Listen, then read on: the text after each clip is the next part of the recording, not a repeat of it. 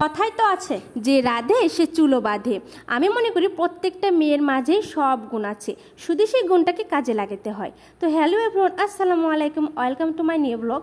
তো কয়েকদিন মিস্ত্রিরা কাজ করতেছিল, আমাদের বাসার টুকিটাকি কিছু কাজ বাকি ছিল, সেইটাই করে নিচ্ছিলাম। এই যে দেখতে পাচ্ছেন এখানে কাজ করছে, এখানে একটা আমরা টেপ দেব। আর বাসার পেছন দিকে এই যে এই সিঁড়ির কাজটা আমরা করে নিচ্ছিলাম টাইলস দিয়ে।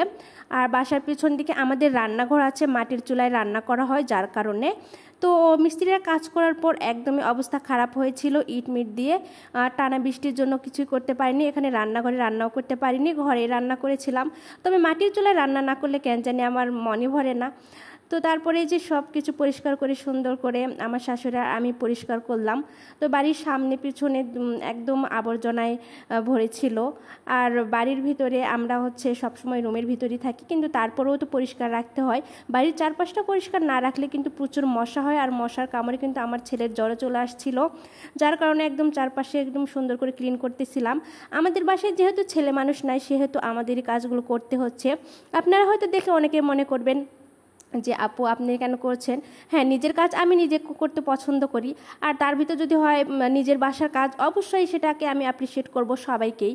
কারণ নিজের কাজ, বাসার কাজ পরিষ্কার রাখা আমি মনে করি মেয়েদেরই দায়িত্ব। আসলে অন্য কাউকে দিয়েও করাতে পারতাম, কিন্তু হয়তো মন মতো হতো না। আর নিজে একটা কোনো কাজ করার মধ্যে অন্যরকম একটা আনন্দ থাকে। তো দেখুন আমার আমার ছোট্ট সোনাটা আমার কাছে আসছে। আসলে আমি যাই করতে যাই না কেন, সে এইভাবে এসে আমাকে হেল্প করে, আর আমি তাকে নিয়ে আদর করছিলাম। ওরে আমার সোনা বাবাটা, বড় হলে গেলে তোমাকে এখন করতে হবে না। এই যে এটা আমাদের বাসার সামনের অংশ। তো বাসাটি কিন্তু আমাদের প্রায় অনেকটাই বড়।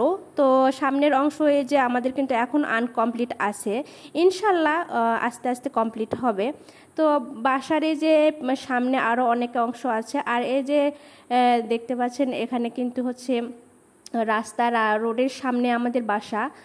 আর বাসার এই পাশে আমাদের টিউবওয়েল আছে, টিউবওয়েল থেকে আমরা পানি খাই। আর ভিতরে আমাদের সব কিছুর পানির ব্যবস্থা করা আছে, বাথরুমটা আপনার সবই আছে। এখান থেকে শুধু পানিটা আমরা খাওয়ার জন্য নিয়ে যাই।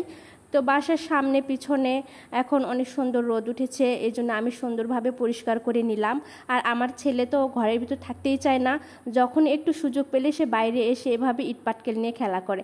আর আমাদের বাসার ছাইটে এই যে আমি অনেক সুন্দর মোরগ ফুল গাছ লাগিয়েছি অনেকগুলো, এগুলোতে ফুল আসলে কিন্তু অনেক সুন্দর দেখাবে, যার কারণে আমি লাগিয়েছি। আর এইটা আমাদের বাসার পিছনের অংশ। তো পিছন দিকেও অনেক সুন্দর করে মিস্ত্রি দিয়ে আমরা কাজ করে নিয়েছি। আর এখানে আমরা একটা টেপ লাগাবো, মানে রান্না টান্না পানি ব্যবহার করার জন্য। এজন্য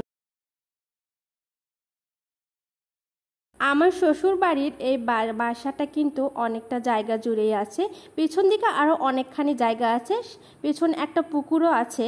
আসলে এদিকে বাঁশঝাড়, অনেক কিছু গাছ টাছ, এগুলো আস্তে আস্তে পরিষ্কার করে সুন্দর করে এখানে আমরা একটা ইনশাল্লাহ ভবিষ্যতে রান্নাঘরটাও সুন্দর করে উঠানোর চিন্তা ভাবনা আছে।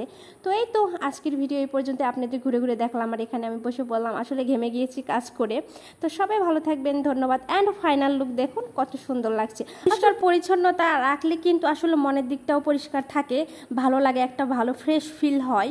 তো এই তো অনেক সুন্দর লাগছে। এখন আমরা এখানে রান্না করব প্রায় টানা 2 মাস, কিন্তু মাটির চুলায় রান্না করতে পারিনি, ঘরেতেই রান্না করেছি গ্যাসের চুলায়। আসলে আমি মাটির চুলায় রান্না কেন জানি আমার ভালো লাগে, গ্যাসের চুলাতে ভালো লাগে না। তো ধন্যবাদ সবাইকে আমার ভিডিওটি দেখার জন্য।